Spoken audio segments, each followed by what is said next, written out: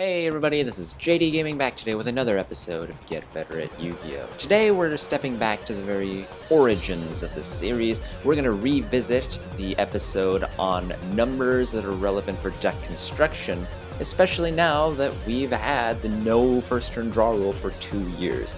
I originally wanted to do some speculation when that first was announced back in 2014, but I think now is an appropriate time because we've had a few years and numerous formats in which we've seen this new rule get broken in, and now we have some trends to kind of work around with and see how has dueling changed as a result of this rule. My hope is that next week, after laying down some of these numbers now, we'll be able to discuss the various factors that may come into play when you win the die roll and have the choice of going first or second. So articles relating to that will be found down below. Of course, this is a big area where Jason Gravemeyer has written on the probability of the game, and that has been a major inspiration for me to just make the Get Better at Yu-Gi-Oh! Series in the first place, so definitely encourage you guys to go check that out. Let's do this. So as is typical for these kinds of card game probabilities, I'm using my handy dandy StatTrek hypergeometric calculator. And basically this is because these hypergeometric calculators are designed so that they work in situations like drawing multiple cards from the same deck over and over. It's kind of a different scenario than the basic elementary school draw a marble from a bag instance, and for that reason we have to use a calculator like this. It's not just a simple, oh, how many cards that we want are left in the deck. There's some weird factors to consider. So we're using this thing, and you can find that in the description if you would like, but let's play around with it and get some basic numbers. Our population size is going to be a 40 card minimum size deck because whether or not you think a larger deck makes a big difference on the game, you'd probably still have to admit that having the smallest deck possible would make the highest percentage chance. So we're going to go and play 40 here, and feel free to play around with the numbers a bit to see if your 41, 42, or 60 card deck actually has differences in the chances. But here, we're going to say an unlimited card, because of course in Yu-Gi-Oh! You can have up to 3 copies of any card with the given name, and sample size is going to be a 6-card hand, because that's if you go second, and historically that's just what it's been. And then we want 1 here, so then looking at the very bottom, that means we want to see what's the chance that we'll have at least 1 copy of the card that we run at 3. So at least seeing 1 copy of an unlimited. That does consider duplicates or triplicates, but those other 2 instances of multiples is actually very, very rare. We're just going to look at least 1 copy. And if we calculate it, we get a very standard 39% here. So what happens if we lose the first turn draw and only do 5? Well, instead of roughly 40%, we see a 33.7, roughly a 34%. So we're losing about 5.5 to 6%. Keep those numbers in mind because we're going to revisit that in just a moment. But before we do that, let's go and look at what happens if we go and establish numbers for semi-limited. So our base percentage is 28%, so still in the neighborhood, but you can see how this is about 11% lower than the 39 we encountered before. So you can see how making a card semi-limited does make a bit of a difference. What happens if you don't have that first turn draw? Instead of 38, you end up having 34 if you round it, so now you're losing 4%. And the reason you're losing slightly less here is because you have a smaller base percentage to begin with. You're still losing quite a sizable chunk of that, but because the starting number was so small, you're going to see a smaller change. Granted, that still does mean you're going to have a lower percentage here to open with any card that's semi-limited if you're only drawing 5, so it's still going to be a disadvantage. So it's not like it's better because you only play 2 copies of it or anything. It's just a bit of a level reduction, but again, you end up in a worse scenario. And then of course our limited instance, we have a flat 15% chance with a hand of 6, but if we lose 1 draw, we end up with 12.5. So the smallest decrease here, again because we have the smallest base percentage. But we're going to lose 2.5% of the chance, so in 100 rounds we're going to lose 2 to 3 games where we would have just easily drawn one of our 3 cards, potentially an auto-win combo card, but we'll go into more interpretation in a bit. Time to make things a little more interesting. Now let's consider we have 3 copies of a card in our deck.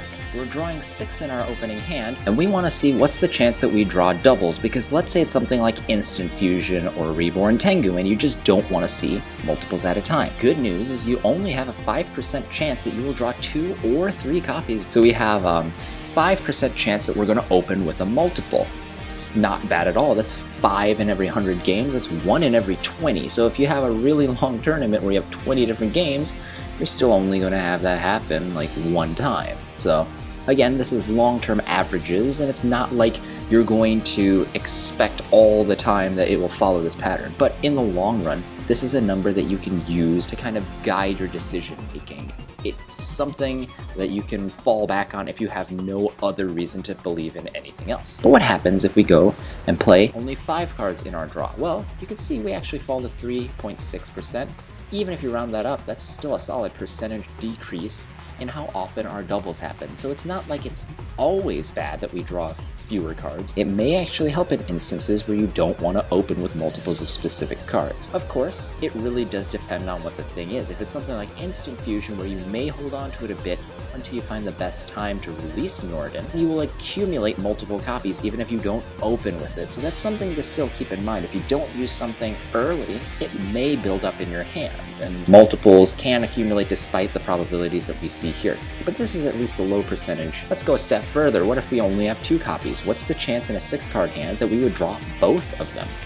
Well, that's a mere 2% chance. So you're almost never going to see both of your Instant Fusions in your hand at the same time, or both of your Gemini Garnets at the same time. Of course, again, it can happen, and it does happen. Believe me, I have decks where I play double Garnet, double Instant Fusion, and I will draw a pair of them from time to time. It does happen, but if you think about it, that's partly because you play a lot of games, and the fact that each individual game you play is going to be random. You could, of course, be extra mindful of shuffling, and that can also help prevent any issues with clumps forming in your deck. And that's something that I've already covered in this playlist. If you're interested, you can check that out. But this is our base percentage for drawing any 2 cards. If we cut this down to a 5-card hand, we get about 1.3% chance now instead of a solid 2%. So it's a nice reduction, but again, because you're only dealing with 1 to 2%, it probably doesn't make the biggest difference in the world. So now that we've taken a look at the basic percentages, it's time to look at this little table I created way back when I first started playing around with these numbers years ago. So if we look here, this column is when we draw 6 cards. Here on the top areas of each section, you can see total, total, and total, and you'll recognize these numbers from earlier. This is if you play 3 copies of a card, 2 copies of a card, and 1 copy of a card. The chance you'll see at least 1 copy if you draw 6 cards. And on the left, you'll see the reduced percentages that we calculated as well for if you draw only 5 cards. So you can see the change here. The difference is what's labeled here as marginal. In other words, what additional chance do you get for drawing an additional card? Or, in another way of looking at it, how much of a likelihood do you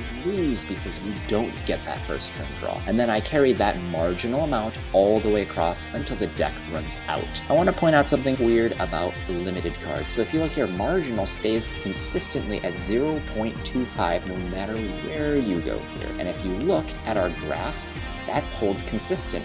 We have the straight line where even if you pull this back to 5, you have a 12.5% chance. It always increases by the same 2.5% chance with each card you draw where you didn't see your limited copy of Solemn Warning or whatever else is limited. So then here, your increase is non-existent. You don't get a better chance at drawing your new card because there aren't any additional cards to influence that copy that you will or will not see. And this is more like your instance of you have a bag full of blue marbles, you have 1 red marble in there. Every time you pull out a blue marble, you have a slight increase in your chance of getting a red marble, but since you only have 1 red marble floating around in there, it's either you get it or you don't. There's not some weird interplay of numbers. However, when you look here at the unlimited section, you'll see that there is a distinct curve shape. And that means here, we start off with our percentage. If you draw 6 cards, you have the largest increase for drawing 1 additional card if you haven't seen any of your 3 yet. So if you're running 3 copies of Gofu, let's say in the Metal Post deck, this is your chance of opening with it, and every time you draw, you have a pretty high chance, around a 5% chance in the early game, and that slowly curves down as you have an increased chance as long as you keep not seeing Gofu. The way you use this curve, however, is as soon as you draw your first copy, let's say after a handful of turns, around turn 10, I draw my first copy of Gofu. Okay, now I gotta go over to the semi-limited section where I have 10 cards. So this is the percentage that remains for the other 2 copies in my deck. It's fallen below 50% now. And on my next draw, on the 11th card, I am approaching that 50% again if I have not yet seen it. Again, if you do see that next copy in the very next draw, you'd go down here, where you then have this linear line for one copy, and then of course, once you hit 0 copies, you guessed it, it just is a flat line at 0. Not this marginal line here, but just an actual line at 0. So what exactly can you use this for? Well, if you look at this curve, it tells us that in the early game, when we have the highest chance of seeing our cards, we really want to make sure we play things like Upstart Goblin for the additional draw, if we're playing 3 copies of something. You're playing 1 copy, you're not really making a huge difference by playing the Upstart Goblin. But if you're trying to see one of your key 3-ofs, that may be of value to you. Additionally, cards like Allure of Darkness that let you see 2 more cards from the top of your deck, they simply accelerate your deck's game state to the point where you're 2 points ahead now. So now you move up to 7 cards instead of 5. Or if you started at 6, you go straight to 8. And all of a sudden, you're seeing a much higher chance of seeing the cards that you want to see than your opponent might be at. Let's take it to the extreme and look at something like Pot of Desires, because these curves are pretty useful at describing exactly why Desires may be useful as well. Now, one interesting thing you have to consider with Pot of Desires is it does not matter whether I'm drawing the first and second top cards of my deck, or the actual case of Banish 10 and I'm drawing the 11th and 12th cards of my deck, because within the activation of Pot of Desires and its resolution, I don't see those 2 cards until I've done the banishing, but I can't interact with those banish cards mostly at all. Even if I have something like Cypher Lord Omega, I can't do anything with it until I'm done resolving. So whether I were to move the 10 cards to the bottom of my deck, banish them, juggle them around, throw them at my opponent, sell them, whatever, it doesn't change the fact that I'm just getting 2 cards out of my deck that is the same exact size. Because realistically, we don't know what cards I'm drawing. They could be the ones that might have been in the 10. They could be the ones that are not in the 10. Mathematically, you're just drawing 2. So, Pot of Desires is pretty much just going to set you 2 cards ahead. What matters, though, is within this gamble, you end up in a situation where you're now 10 cards flatter. So after you check out those banish cards, as long as you didn't end up shooting yourself in the foot and losing everything that you needed in your arsenal, you are now in this unique position where you go 10 cards deeper.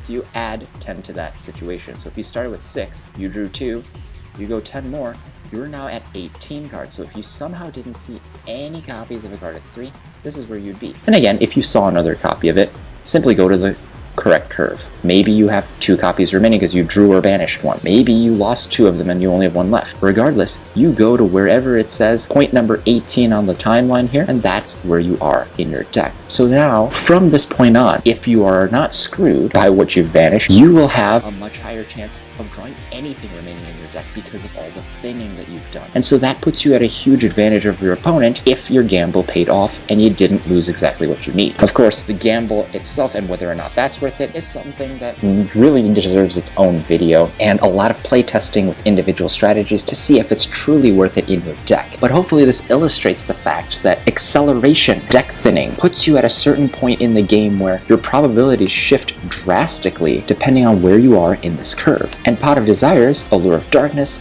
things that give you multiple draws and multiple deck thinning abilities will actually have a huge impact on the game for better or for worse. That's the end of the video. If you enjoyed, please like it so we can share it with as many other people who may enjoy it as well. If you want to see more of this series, you can click the annotation you see on the right, or if you just want to see the last video I did, click the annotation on the left. And if you really liked what you saw today, then I invite you to check out the channel icon in the middle to subscribe to JDGaming for more weekly videos. Thanks guys, this is JDGaming, hope you guys enjoyed, and I'll see you guys next time.